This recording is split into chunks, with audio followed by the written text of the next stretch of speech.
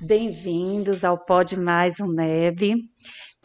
Hoje a gente inicia aqui com o nosso primeiro episódio, com uma convidada muito especial, né? Vou falar um pouquinho do percurso, né, dessa convidada, que é muito importante para a gente aqui na educação, no nosso sertão. Ela é pós-doutoranda no programa de pós-graduação em Educação do PPGED, da Universidade do Sudoeste da Bahia, doutorado e mestrado pela PUC de Goiás, pedagoga pela Universidade do Estado da Bahia. Na docência, ela atuou na educação básica, né, de 1986 a 2022, e tem um extenso currículo também de atuação no programa de mestrado, né, que é o PPGES, o programa de pós-graduação em ensino, linguagem e sociedade, aqui em Caeté, e também professora da pós-graduação também em educação e formação docente no campus de Guanabi, também da UNEB. Também foi diretora da educação básica, diretora do Campus 6, né, durante de 2018 a 2022. Foi coordenadora do NUP de pesquisa, também foi coordenadora da especialização em práticas docentes interdisciplinares. Então, assim, é com muito prazer que eu apresento a professora Marinalva, né, minha orientadora, e é um prazer tê-la aqui com a gente para esse primeiro episódio, né, desse trabalho que já vem aí há 2 anos, né, a gente construindo. Então, teria que ser-la, né, com a senhora. Então, eu fico muito feliz por estar finalizando aqui essa etapa, né, e ao mesmo tempo dando início a esse projeto, né, que é tão bacana e que a gente pretende dar continuidade futuramente, né. Este é o nosso primeiro episódio.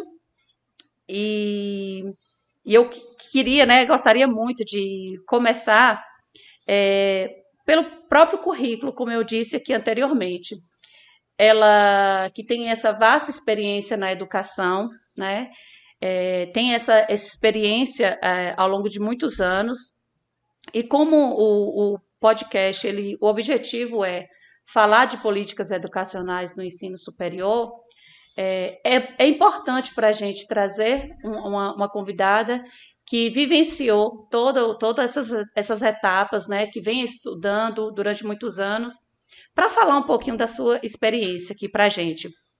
Então, eu começo perguntando, né, como foi para chegar ao acesso ao nível superior? Porque, pelo que andei lendo, né, do seu currículo, a senhora ela você foi professora da educação básica durante os anos 86 a 2022, mas ingressou na universidade em 95, não é isso? Na turma de pedagogia. Conte para a gente um pouquinho dessa experiência, como foi chegar ao nível superior. Então, minha saudação a todas as pessoas que nos acompanham. Eu quero agradecer imensamente esse espaço. E antes de responder sua pergunta, Carliane, eu quero fazer o registro da importância do mestrado profissional. Né? Então, como você disse, se você estivesse cursando um mestrado acadêmico, você iria defender a sua dissertação e você pararia aí. Pararia aí no sentido de dizer, eu dei a minha contribuição. Minha dissertação está aqui e as pessoas podem e devem consultar, né? Então, você daria a sua contribuição. Mas no mestrado profissional, para além dessa parte acadêmica, que você também está construindo a sua dissertação, você tem um compromisso social que é de você apresentar um produto para a sociedade. Né? Então, nesse sentido, a escolha feita por né, acerca desse produto é de extrema relevância. Né? Então, como você disse, termino, mas não estou terminando, estou começando, né? Então, isso significa que o seu trabalho de pesquisa no mestrado, ele vai dar continuidade. Ele vai dar continuidade com esses episódios, né, do podcast que a gente começa hoje, mas o objetivo, inclusive, é que outros, né, venham a acontecer, que outras pessoas possam também passar por aqui, como eu estou passando hoje, né? Então, feito esse registro, eu acho, né, importante que as pessoas saibam, quando nós falamos hoje na sala de aula, né, eu trabalho na graduação, então as pessoas acham assim que, que ainda é muito difícil, né? Assim, pô, é muito complicado, é muito difícil você permanecer, né?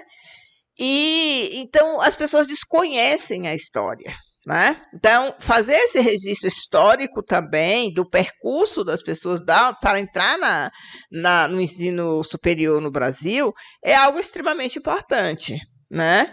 Então, primeiro porque era tudo muito difícil. Então, assim, como é que eu começo a trabalhar na década de 80, mas só no final da década de 90 é que eu consigo concluir um curso superior.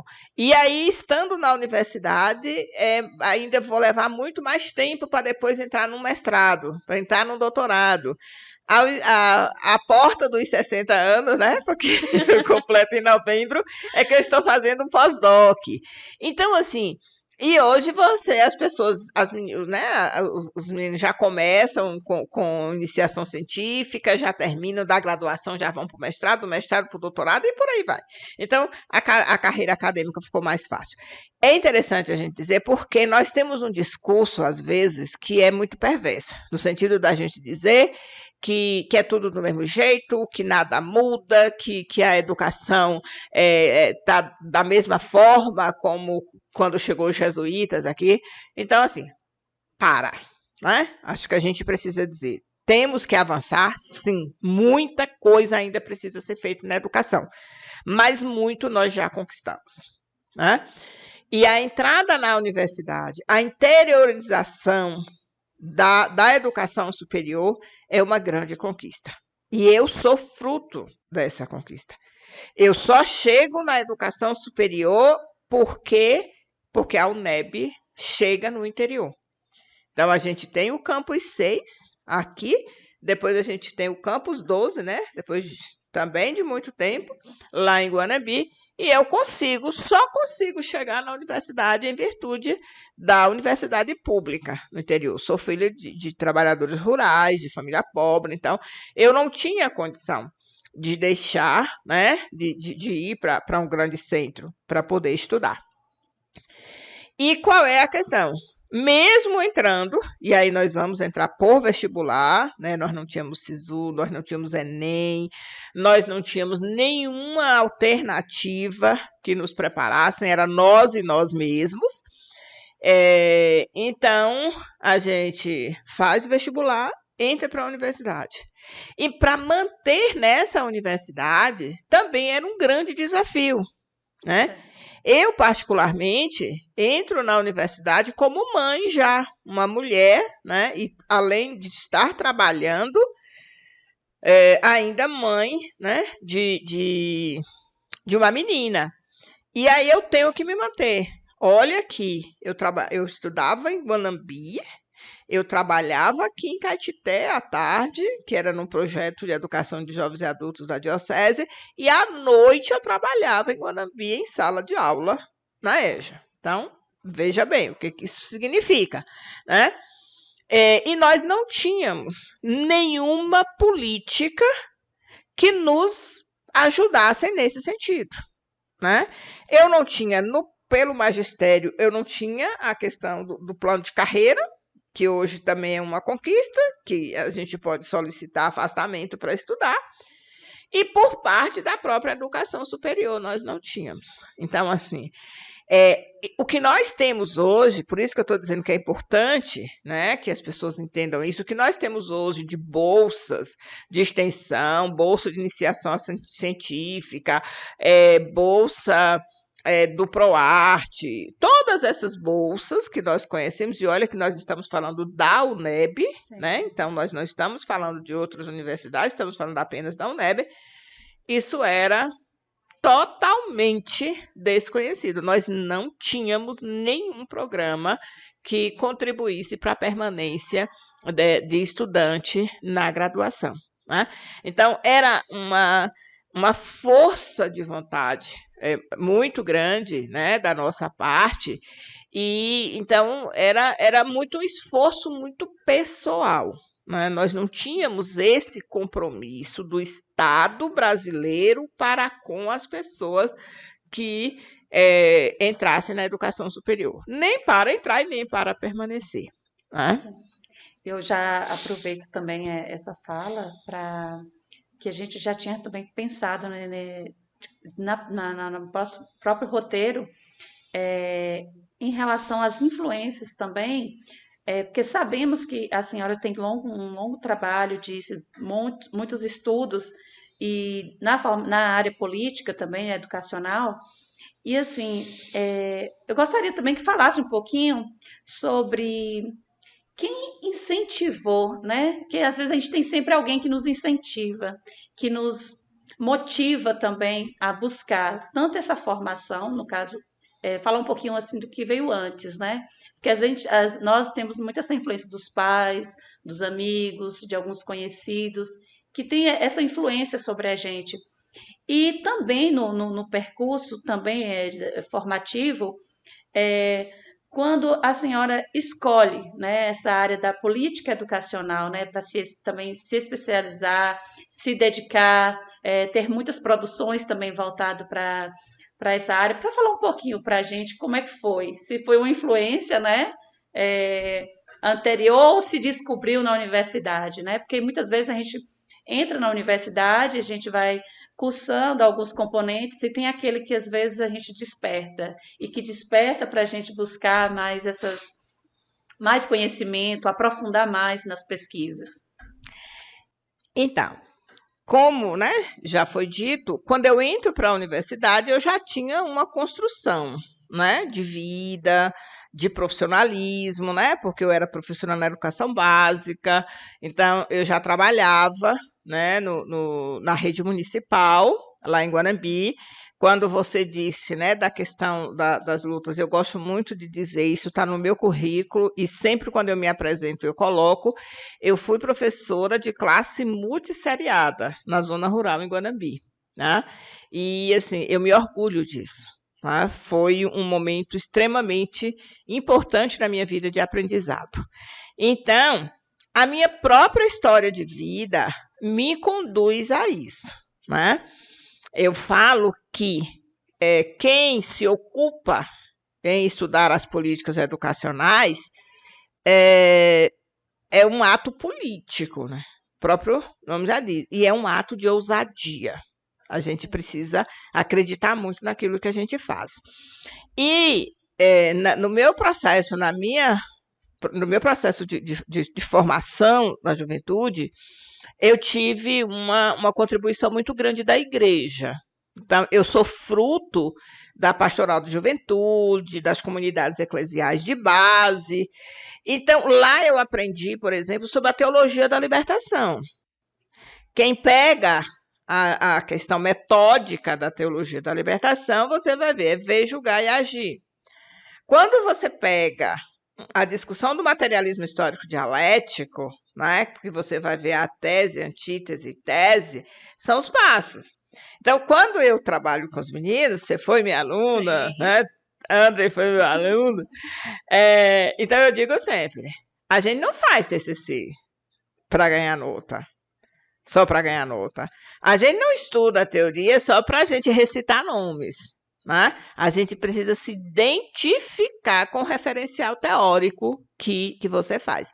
Então, eu tive essa oportunidade de vivenciar isso muito intenso na minha juventude. Então, quando eu chego para a universidade, eu já chego com toda essa percepção. Né? Então, a universidade ela só me ajuda a compreender melhor tudo isso. E a aprofundar mesmo. E aí eu começo realmente a fazer as leituras, né? Mas, assim, eu já fazia algumas leituras, né, da universidade, mas eu já fazia isso no movimento, né? Na Pastoral da Juventude. Eu me lembro, por exemplo, que nós teve um encontro da Comissão Pastoral da Terra, que trouxe Pedrinho Guareschi, né, um sociólogo, e nós tínhamos que ler um capítulo do livro dele, e eu lia e eu não entendia. Então, nós ficamos um grupo, né, de jovens discutindo, estudando e tal, para a gente compreender por que nós teríamos essa discussão depois com o cara, né? Com o autor. Então, isso foi assim, muito importante. Então, o compromisso, quem estuda políticas educacionais, quem pesquisa políticas educacionais, trabalha num universo real, concreto.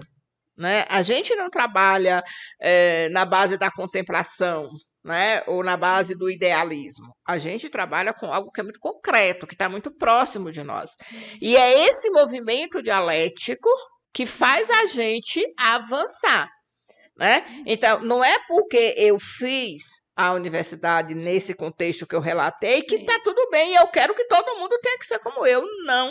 Nós temos que lutar e nós temos que fazer proposições para que hajam espaços para a nossa juventude fazer a universidade em outras condições que nós não fizemos. Sim. Agora, as pessoas precisam entender a importância disso. E precisa dizer, hoje eu estou liberado para estudar. Hoje eu tenho uma bolsa que eu consigo, que consegue me ajudar. Né? Não é tudo, porque a gente sabe que ainda falta muita coisa no Brasil e muito investimento em pesquisa, mas é diferente. Você hoje, pelo menos, tem. Eu tenho uma sobrinha, né? Posso dizer isso, que inclusive fez biologia aqui nesse campus, hoje está professora efetiva no estado, fez concurso, se efetivou, e ela se manteve aqui com bolsa. Então ela dizia, olha, com minha bolsa eu consigo dividir o aluguel da casa e consigo garantir meu lanche. E xerox, né? Sim. Porque a gente só começou a ter o digital depois da pandemia. E xerox, era xerox, todo mundo fazendo xerox. Enfim, então, assim, bem objetivamente falando, né, com você, ocupar-se dessa temática das políticas educacionais, na minha concepção, é um ato de resistência, sabe? É um ato que ultrapassa o técnico, né? Mas é importante que a gente tenha essa clareza. Acabou que também que a senhora acabou falando também uma coisa que é muito importante, né? Falar dessas políticas de acesso e de permanência no nível superior, principalmente nos últimos anos, né? Com a virada do século, né? Que a gente vai ver e presenciar uma mudança, né? No cenário educacional, que são as políticas, né? De acesso às universidades, as ações afirmativas. Então, assim, fala um pouquinho para a gente também, né? Desse início, né? A partir de 2003, quando a universidade ela vem, né? Adotar o sistema de cotas, né? Como pioneira, né, também no Brasil, né? Que a gente precisa citar isso. Então, falar um pouquinho dessa mudança, né, desse retrato, né, como que está consolidado hoje na instituição mesmo, né? Então, é bem interessante, né, como é entrelaçado isso, né, no caso, na minha vida. Eu chego para a universidade como professora em 2002, né, e eu chego... minha primeira experiência como professora na educação superior já foi como efetiva, né? Eu fiz o concurso e aí passei e já comecei a atuar como efetiva no campo de Bom Jesus da Lapa. O campo de Bom Jesus da Lapa ainda não era campus, era uma extensão de Barreiras, né? Quando a gente chega depois, né? Logo em seguida é que transforma em departamento. E lá, quando eu chego, quem era o diretor era o professor Valdélio, né, que inclusive é um dos quadros da UNEB hoje, né, um sociólogo que tem um respeito muito grande dentro da universidade. E Valdélio desenvolvia um trabalho muito bonito na comunidade de Rio das Rãs, que é um quilombo. E Valdélio, inclusive, foi o professor dentro da universidade que deu parecer no Consul, né, que é o Conselho Superior Universitário, nesse processo, né, para a implantação de cotas na UNEB. E eu estava lá como professora e já, inclusive, como coordenadora do colegiado de pedagogia. Isso para mim, sabe, tem uma importância muito grande, né? Porque é o começo de um sonho. Então ali a gente começa, né? Primeiro a questão da entrada, né? Como a gente está colocando, por meio das cotas, e aí a universidade então enfrenta, né, esse primeiro momento, óbvio, com muitas críticas também, né, externas e tal, interna também, porque não é fácil, por isso que eu estou dizendo que é um ato de ousadia mesmo e de coragem para poder fazer isso.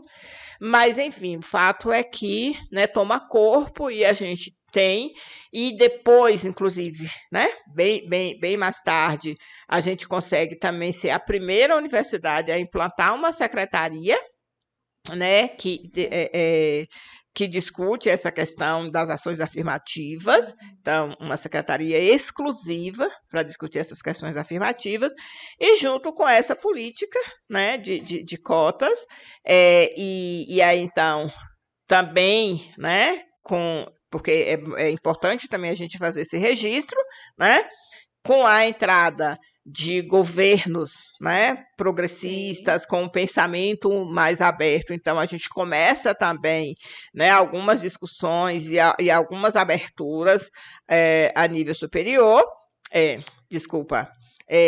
a nível federal. E então a universidade, né, com toda essa relação, essa articulação que é feita, começa também a discutir a questão da permanência estudantil, né? Então a gente começa a participar de programas também a nível federal para a gente poder fazer, para facilitar a entrada desses estudantes para a universidade, né? E depois, mais recente também, e aí por isso que eu estou dizendo que é uma questão muito entrelaçada, né? Eu já como diretora, né? Isso foi já agora 2018, a gente consegue avançar mais ainda enquanto universidade, que é aprovar as cotas, né, para como é que coloca? Agora vai passar uma coisa. Mas, assim, que envolve os ciganos, Sim, outras amplia, etnias, as né? sobrevagas. As sobrevagas, As sobrevagas, isso, isso, né? isso. Então, e aí eu estava na condição de diretora, aprovei, claro, Sim. votei a favor, né, dessa resolução.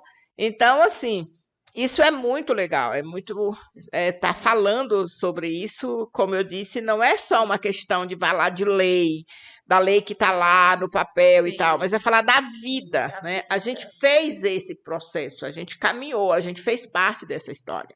Isso é muito importante, bacana, porque para quem está nos acompanhando, nos ouvindo, para poder entender um pouquinho, né, como que essas políticas de acesso, as políticas de permanência, como que ela se estruturou.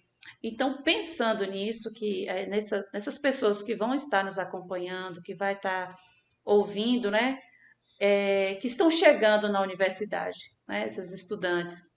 Então, assim, é bom levar um pouco dessas experiências e na sua fala, professora, a gente pode perceber como o caminho, né, para chegar à universidade, sendo mulher, mãe, né, todo tantas jovens também que estão vivenciando neste momento, né, esta realidade e que muitas vezes não sabe ou não, talvez não tenha esse conhecimento dessas políticas e para estar ali continuando, né, na busca deste sonho, né, de chegar no nível superior, né, sair com uma formação, com uma graduação. Então, pensando neste público pró, fale um pouquinho para a gente, para essas pessoas que estão nos ouvindo agora, que estão vivenciando esse desejo, né, esse sonho de chegar na universidade, né, que está alunas muitas vezes da zona rural, mulheres que são mães, que muitas vezes vê como um empecilho, talvez, de dar continuidade nos estudos. O que a gente poderia estar levando para elas esse incentivo mesmo, no sentido de buscar, de continuar, né? De se informar também, né? Para garantir ali um possível, vamos dizer, uma permanência mesmo na universidade, né? Já que estão chegando, talvez eles não saibam tanto, né, dessas políticas. E agora, o que a gente poderia estar ajudando neste processo, já que a senhora também vivenciou todo esse caminho aí? E não, acho que a primeira coisa que a gente precisa deixar claro, Carly, é que a universidade é pública, certo? Nós temos sim, não podemos negar, se a gente for olhar título de número, nós vamos dizer que a educação superior hoje no Brasil está privatizada, lamentavelmente, né? Do total de matrícula que nós temos, então nós temos um percentual de quase 80%, né? Melhorou um tiquinho, era realmente 80%, mas já melhorou um pouquinho, que é da iniciativa privada. Mas a universidade pública, e aí falando da UNEB, no nosso caso aqui no interior, que no território do Sertão Produtivo nós temos 3 campi, que é Brumado, Caetité e Guanambi. Essa universidade é pública, gente. A gente fala porque ainda hoje os meninos perguntam, né? Acham que você fazer o vestibular e você entrando aqui, você tem que pagar alguma coisa. Não paga. Sabe? Você já paga com seus impostos, aqui você não paga. Não precisa ter um computador para entrar, que é uma outra coisa. Ah, porque eu não tenho um computador? Não precisa ter um computador para entrar na universidade, né? A universidade, ela vem buscando justamente alternativas para suprir essa logística, para justamente aqueles que mais precisam cheguem aqui e encontrem também um mínimo de logística, né, para poder trabalhar, para poder estudar. Hoje nós temos, por exemplo, uma biblioteca, né, online, que é uma biblioteca com não sei quantos títulos, né? Então, assim, a própria internet, para você poder ter o acesso. Então, assim, eu acho que essa é a primeira coisa de dizer, viu? A universidade é pública e nós precisamos cada dia mais torná-la mais pública, tá? Então, esse é o primeiro passo. E a outra coisa é justamente, chegando aqui na universidade, né? Nós já avançamos, aí eu quero destacar Caetité, tá? E eu acredito que, inclusive, é uma das suas motivações da sua pesquisa é o núcleo, né, estudantil, que você assume a coordenação. Então, procure, vocês chegando aqui na universidade, estou dizendo aqui, Caetité, mas em qualquer uma outra universidade pública, procure se inteirar, né, dessas disponibilidades. Essa bolsa não é eu olho na sua cara e lhe dou a bolsa. Não, ela tem todo um processo que as pessoas, você, né, tem muito mais autoridade para falar isso do que eu, que as pessoas submetem a um edital, mas tudo isso tem orientação, tá? Para que as pessoas realmente possam ter acesso a essa bolsa, né? Tem as bolsas, né, no caso, que são fornecidas pelo próprio programa do governo do estado. Tem bolsas também do governo, né, federal, mas essa aí, como eu falei, em virtude das articulações e das parcerias que são feitas com a universidade, então isso entra via universidade. E nós temos as bolsas específicas. Então, o primeiro passo, já no primeiro semestre, você tem acesso, né, a essas bolsas mesmo para você se manter. E depois, no processo, você vai ter as bolsas que ajudam na sua formação, né? o que é uma extensão? Então, você pode fazer parte de um projeto de extensão, colaborar com um projeto de extensão com bolsa, recebendo uma bolsa. Né? Uma bolsa de iniciação científica. Você vai aprender a fazer pesquisa também vinculada a um projeto de um professor. Então, é preciso viver a universidade. Né? É preciso buscar conhecer, né, que são vários tipos de bolsa que tem, agora sempre entendendo que tudo isso, né, que o Estado brasileiro está fazendo, de garantir essas bolsas, de possibilitar esse acesso e essa permanência, é para mudarmos justamente a questão social onde nós estamos. O nosso diploma precisa ter impacto social. Sim. Tá? Então, não é a bolsa vai te ajudar como pessoa, sim, e é ótimo, mas é para quê? Para você ter mais tempo, para você estudar, para você refletir, para você poder contribuir. Sim. Então, o meu diploma não pode servir, né, exclusivamente para mim, para eu poder ter impacto. Para mim, primeiro, óbvio, né, porque sou eu que vou beneficiar com o meu diploma, mas isso precisa ter um impacto social. Isso. Muitíssimo obrigada, gostei muito aí da sua fala, eu acho que é o que a gente espera mesmo para o aluno que está chegando, né, que é buscar essas informações, se inteirar, né, a gente vivencia isso a cada ano e a gente presencia muitas realidades, né, muitas realidades que são postas, que chegam para a gente aqui, então que a gente está ali sempre envolvendo e tentando contribuir, mas muitíssimo obrigada mesmo pela sua fala. Mas assim, Pro, a gente vai caminhando, né, já para o final. Gostaria de falar mais coisas, né? Tem tantas coisas para a gente colocar aqui, mas vai ficar talvez para um outro momento. Para finalizar, eu gostaria muito que a senhora completasse uma frase, porque eu acho muito importante, até pelo caminho, né, que a senhora percorreu durante esses quase 30 anos de UNEB, né? E a gente pensou nesse produto mesmo para os estudantes que estão chegando aqui na UNEB. E a UNEB, para a senhora, completando essa frase, como seria? UNEB é transformadora de vidas. A minha vida foi transformada com a UNEB. Entende?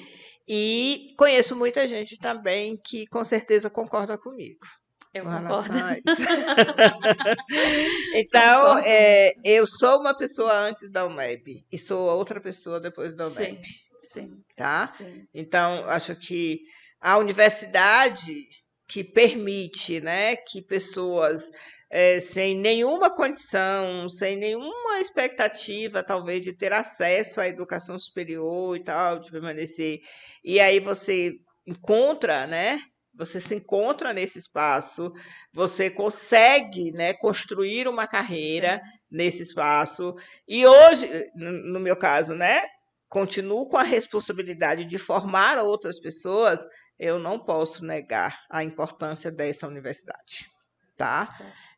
E aí, óbvio, para milhares de vidas, certo? Então, acho que aqueles que são impactados diretamente e os que são impactados indiretamente.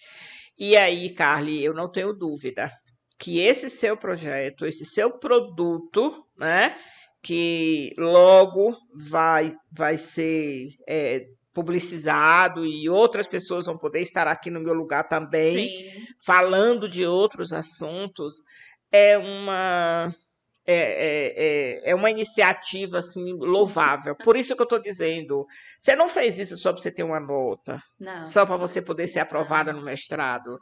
Você fez isso porque você, na sua trajetória, você descobriu que essa é uma possibilidade de você contribuir. Então, isso é um impacto social, é sobre isso que eu estou dizendo, tá? Então, assim, parabéns, né? Desejo vida longa para esse trabalho, para as pessoas que vão que já estão colaborando com você.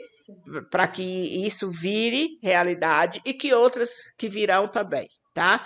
Não abandone esse projeto, dê continuidade a ele, envolvam outras pessoas nele, porque ele é de extrema relevância. Esse é só o primeiro episódio, mas depois a gente vai dar continuidade, né, nesse projeto.